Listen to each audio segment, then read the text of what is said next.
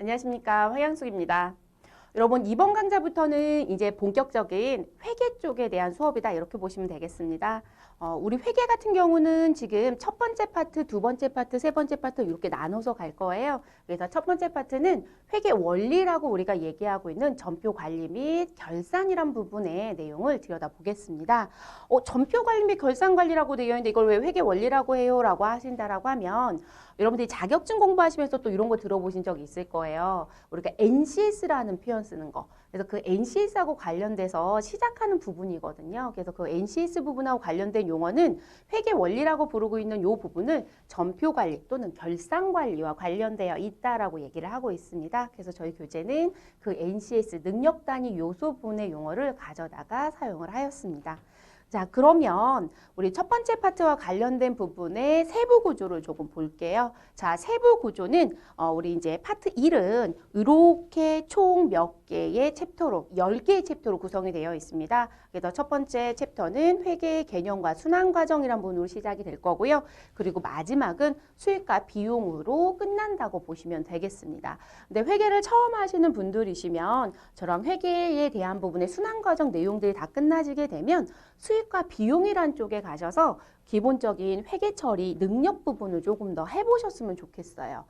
제가 오리엔테이션 시간에 그런 말씀 드렸었거든요. 전산회계 1급 과정 부분에 전산회계 2급을 포함하는 부분이기 때문에 기본적인 회계 처리 능력 부분을 조금 더 가지고 오시면 수월한데 그렇지 않은 분들이 조금 어려울 것 같습니다. 공부를 조금 더 하셔야 됩니다. 이런 얘기를 드렸어요. 근데 그런 부분은 여기 수익과 비용이란 쪽에 가면 회계 처리 능력과 관련된 회계 처리 부분에 대한 분계라는 걸 저희가 예제로 넣어드렸습니다.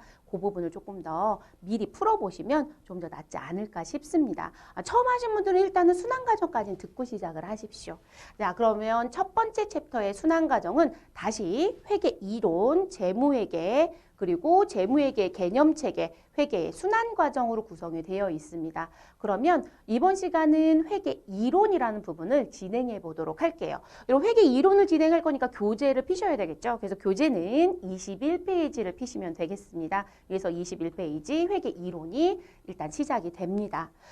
여러분한테 한번 물어볼까요? 회계라는 걸 어떻게 생각하고 시작을 하셨을까요? 회계. 용어도 실질적으로 조금 딱딱하고 어렵죠. 우리가 일반적으로 회계할 줄 알아라고 하면 대단히 많은 지식을 갖고 있어야 된다라고 생각을 많이 하세요. 왜 그러냐면 기본적으로 회계라는 부분이 나 차변의 누구이고 대변의 누구야라는 부분의 표현뿐만이 아니라 부가가치세라는 세금 신고도 하고 월급을 줄 때 세금도 떼서 신고도 하고 그리고 개인이나 법인이라는 회사를 지금 살림을 하고 있는 분들이라면 그분들도 소득세나 법인세 신고를 한다 이런 표현도 쓰거든요. 근데 그걸 다 전부 다 지칭을 할 때 회계할 줄 알아? 이렇게 표현들을 많이들 하다 보니까 되게 어렵던데 저 사람 대단하네 이렇게 얘기를 하고 있어요. 근데 우리는 기본적인 회계 개념부터 시작을 해서 이렇게 조금씩 쌓아간 거라고 보시면 될 것 같아요. 그래서 우리 회계를 너무 어렵다고 보지 마시고 우리 일반적으로 우리 지금 집에서도 쓰는 돈들이 있잖아요. 그 돈에 대한 관점을 놓고 보시면 좋을 것 같아요.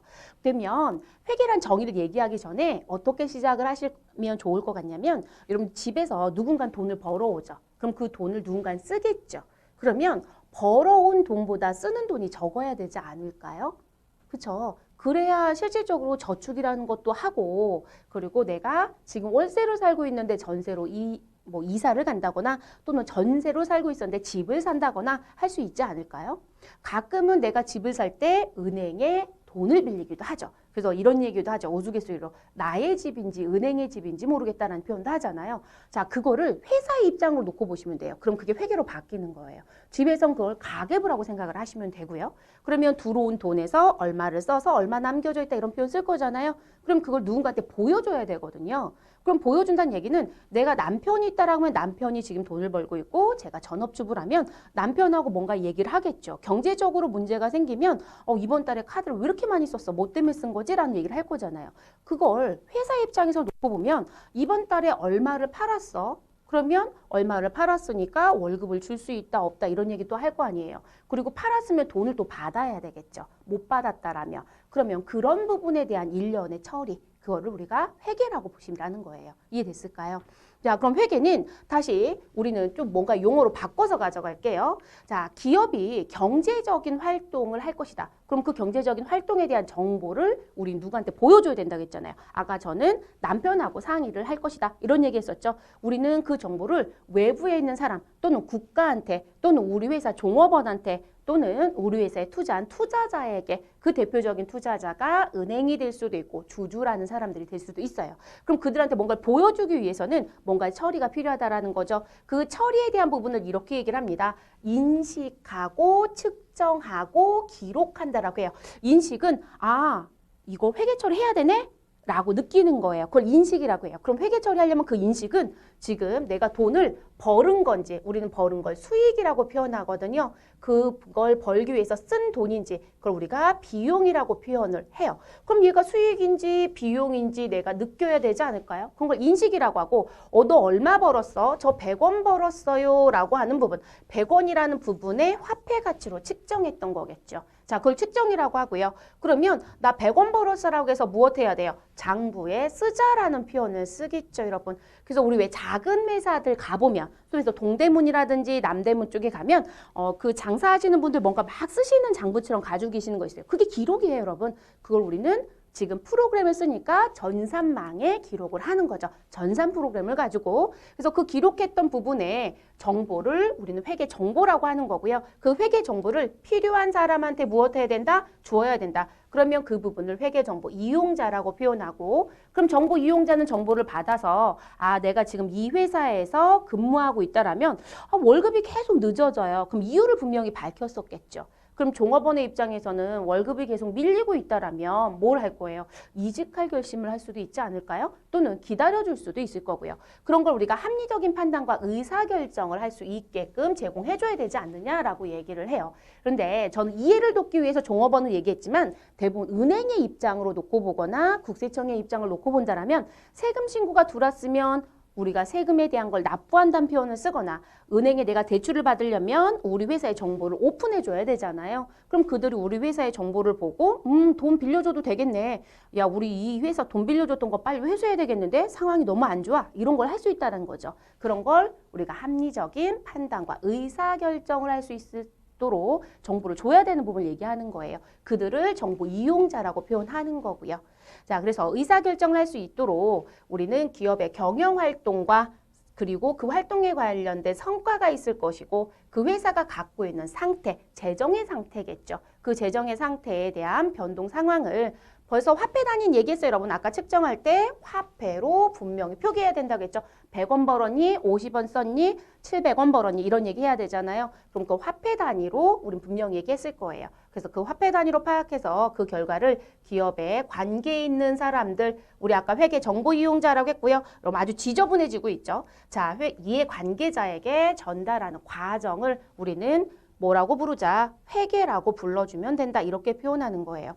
자, 그러면 결론적으로는 어떻게 생각하시면 돼요? 은행이 우리한테 대출을 해주려면 우리 회사의 정보를 보여달라고 할 거라는 거죠. 그럼 정보를 보여줘야 될 거고 그 정보를 은행이 보고 빌려줘도 되겠네 라고 얘기할 거라는 거죠. 이해됐을까요? 그런 일련의 과정을 보여주는 정보를 만들어내는 과정을 우리는 회계라고 하는 거예요. 근데 이렇게 표현을 해드리지만 그렇게 지문을 만들 수는 없죠. 우리가 용어를 만들어내는 거니까. 그래서 이렇게 어려운 글씨로 바꿔버리는 부분이에요. 그리고 제가 이거 왜 자꾸 얘기하냐면 우리가 회계 처리를 할 때는 인식과 측정과 기록에 의해서 나오는 거예요. 그래서 이런 부분들 용어들은 조금 갖고 가시는 게 좋겠습니다. 자, 그리고 회계정보의 이용자가 회사하고 관련이 있다라고 해서 이해관계자라고 부르는 거거든요. 그러면 그 이해관계자 또는 정보 이용자들은 우리 회사에서 경영하는 사람들, 경영자죠. 지금 제가 회계 직종으로 회사에서 일하고 있으면 우리 회사의 대표이사가 야, 이번 달에 돈 얼마 들어오고 얼마 나가? 야, 매출 얼마 있었어? 이런 걸 뽑아오라고 하겠죠. 당연한 얘기잖아요. 경영자 당연히 관계 있을 거고요. 우리 회사에 투자한 사람들, 그럼 주주라고 얘기합니다. 우리 회사 이름 앞에 여러분 이렇게 주자 붙어 있는 거 보신 적 있을까요? 이 주자가 앞에 붙기도 하고 또는 뒤에 붙기도 하죠. 주식회사를 강조하고 싶으면 앞에 붙이고 회사 상호를 강조하고 싶으면 뒤에